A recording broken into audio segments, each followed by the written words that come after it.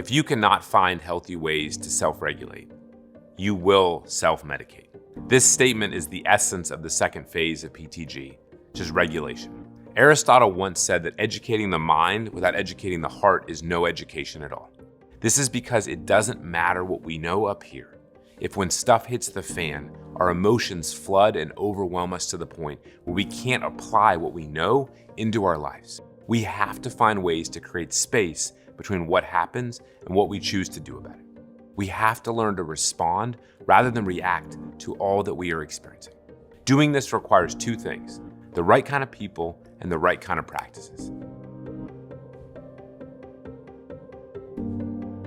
We are the average of the 3 to 5 people that we spend the most time with. Those people either lift us up or bring us down. They support us and hold us accountable to the better angels of our nature, or they enable us to give in to our worst impulses. The challenge of this when we are struggling is that misery loves company. It can seem a lot easier to find ourselves amongst those who blame others, act like a victim, find solace in the bottom of a bottle than it is to find people who are doing the hard work of turning struggle into strength and growth. But I promise you that they are absolutely out there.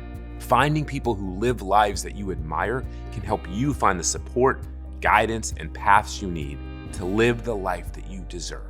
It is also critical to find mentors in your life, people who've walked similar paths, have successfully traveled through struggle, and ask the right kind of questions that catalyze the right kind of thinking, feeling, and action. Practices are things you consistently do to cultivate calm, clarity, strength, and perspective. Our wellness practices are aligned with our wellness triangle, which features mind, body, and finances on the outside and spirit on the inside.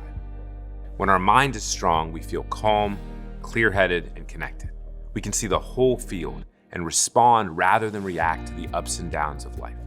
Practices like reading, breathing, meditation, and gratitude can cultivate strong mental wellness.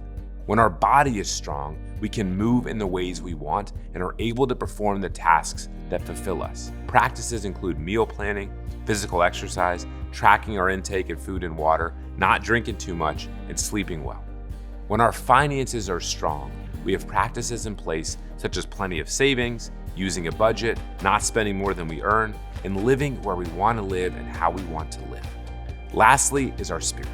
Our spirit is the flame that burns inside, what makes us feel grateful for another day when we wake up in the morning and sustains us.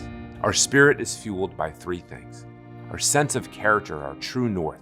This is the extent to which what is true inside is reflected outside in our lives. Our relationships with others. The good life is built on good relationships. And our sense and commitment of service to others, because life is not meant to be lived for ourselves alone. We have to work on these practices with regularity until they become like brushing our teeth, something we wouldn't even think about not doing. Combining these practices with the right people in our lives is what allows us to have space between stimulus and response, and to make conscious choices about who and how we want to be. This clarity and calm allows us to apply what we know into what we do.